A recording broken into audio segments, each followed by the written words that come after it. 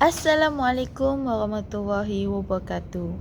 Nama saya Nur Afrina Natalia binti Hasanah Ali daripada ED 242 kumpulan 02. Saya ingin menceritakan tentang definisi agama Hindu atau dikenali sebagai Hinduism ialah satu agama atau falsafah yang berasal dari benua India dan kawasan berhampiran seperti Malaysia dan Indonesia.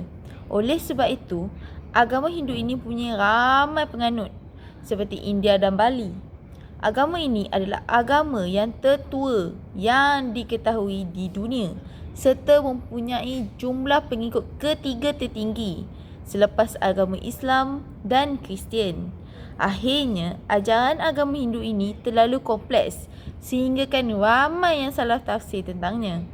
Sejak dahulu lagi, terdapat beberapa ajaran agama Hindu dan budaya India yang amat kompleks dan mengelirukan. Selain itu, terdapat kitab utama iaitu 4 Veda, Rig Veda, Sama Veda, Yajur Veda dan Atharva Veda.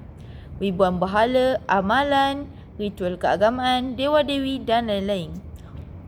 Oleh hal yang demikian, perkara pertama yang akan diceritakan tentang agama Hindu ini ialah asal-usul mereka, sejarah pembentukan agama dan penganut agama Hindu. Asal-usul agama Hindu. Agama Hindu bermula sejak dahulu lagi di sebuah tempat bernama Lembah Indus. Beberapa orang yang dipanggil Arya datang ke sana dan bercampur dengan yang sudah tinggal di sana. Ini menjadikan bahasa dan budaya baru. Dalam artikel yang saya sudah kaji, bernama Bayangkari pada tahun 2019, menjelaskan masuknya bangsa Arya ke India telah membawa perubahan yang sangat besar dalam kehidupan masyarakat India. Pada zaman dahulu, orang menulis ajaran agama penting yang dipanggil Veda. Mereka suka melakukan perkara seperti menyanyi dan membuat korban. Korban untuk apa? Korban kepada Tuhan mereka. Kemudian, mereka mula menumpukan lebih kepada menyembah Tuhan tertentu seperti Vishnu, Shiva dan Devi. Ini berlaku dalam tempoh masa yang berbeza, dipanggil sebagai zaman epik, zaman puranik dan zaman klasik.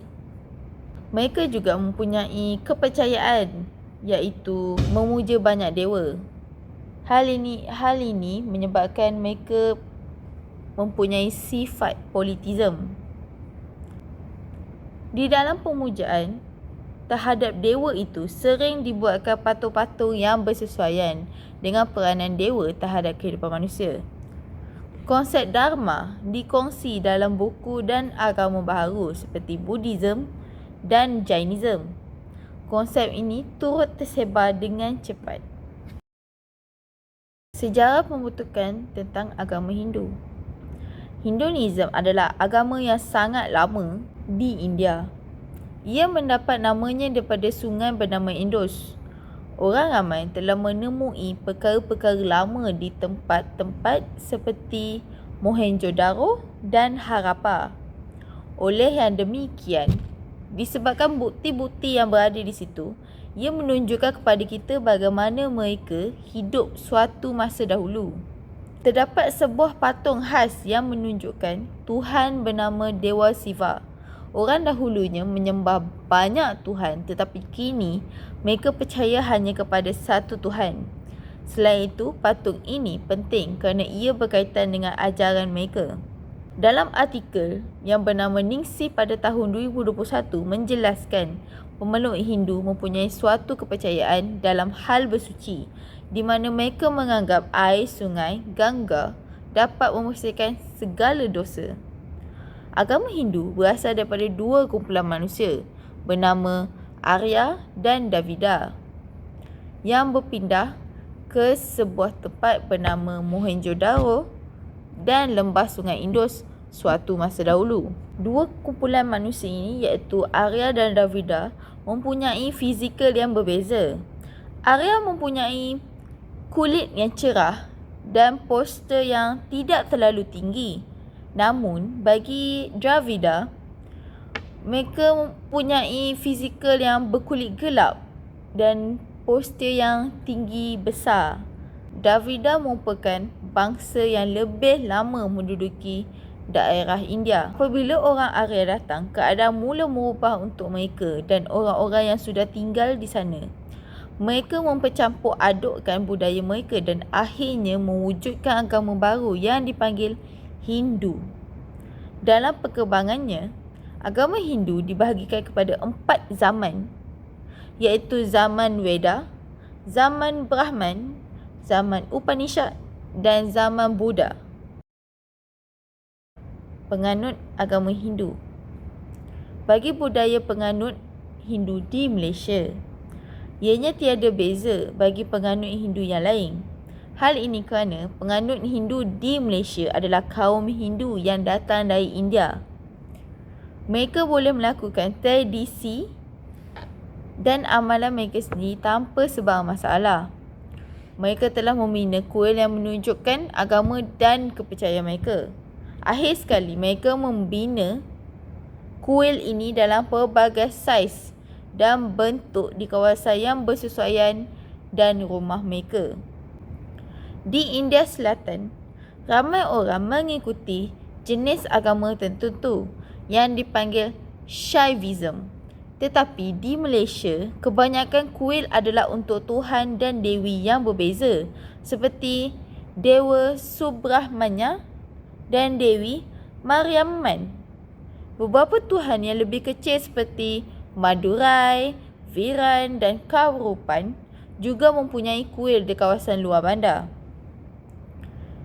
Di Bali, sebuah tempat di Indonesia, terdapat orang yang menganut agama Hindu, tetapi mereka mengikutinya dengan cara yang berbeza sikit daripada penganut Hindu yang lain.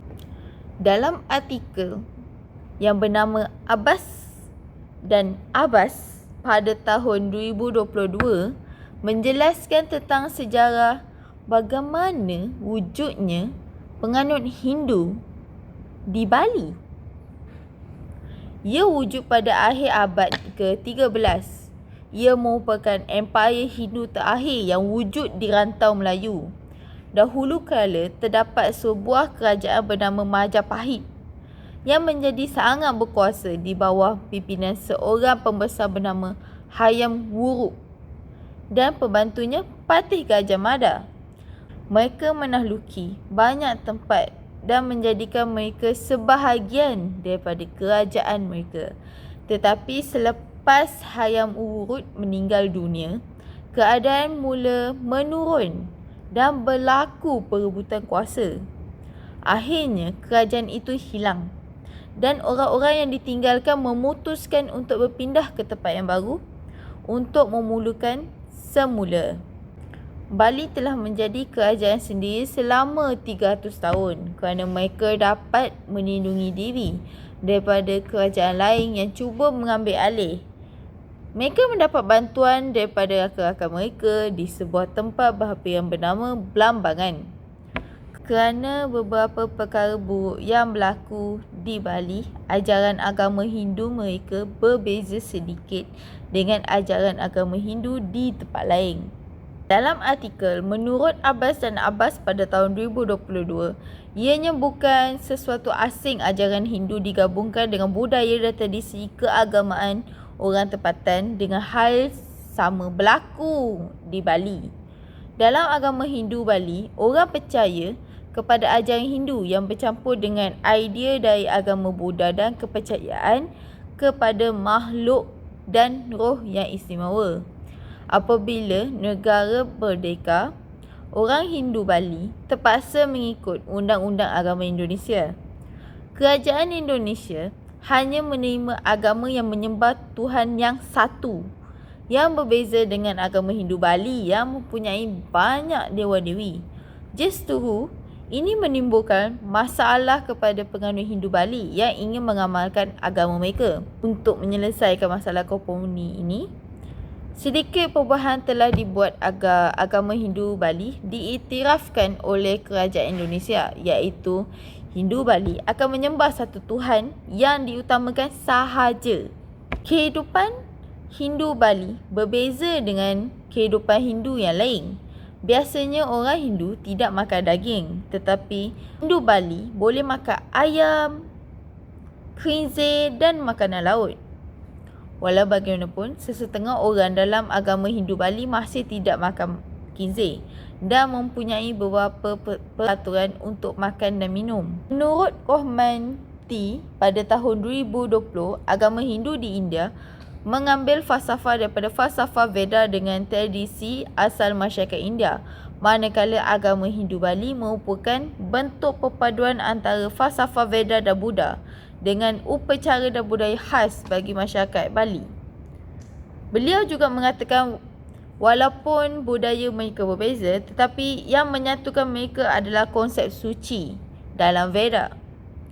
Bukan itu sahaja, terdapat perbezaan lain bagi agama Hindu di India dan agama Hindu di Bali, iaitu penyembahan. Manti pada tahun 2020 mengatakan bahawa masyarakat Hindu di Bali bersembahyang 3 kali sehari yang dipanggil Trisandhya, manakala di India hanya 2 kali pada waktu pagi dan petang.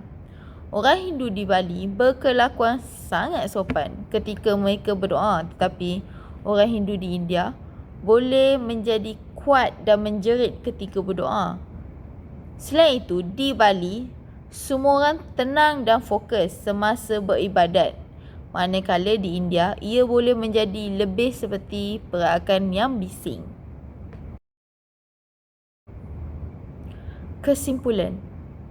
Kesimpulannya, agama Hindu merupakan satu agama yang penting dalam peradaban manusia. Ia berperanan penting dalam membangunkan sesebuah masyarakat pada zaman dahulu. Oleh kerana ia merupakan agama tertua yang dicatatkan, agama Hindu merupakan pendorong umat masyarakat untuk berkembang. Akhir sekali, kita dapat mempelajari tentang perkara yang betul dan salah dalam agama Hindu dan perkara yang mereka percayai seperti budaya dan ajaran mereka. Ini membantu kita memahami bagaimana orang Hindu menjalani kehidupan mereka. Alhamdulillah, dengan ini sudah tamatnya saya punya penceritaan tentang definisi agama Hindu. Terima kasih kerana sudah mendengar.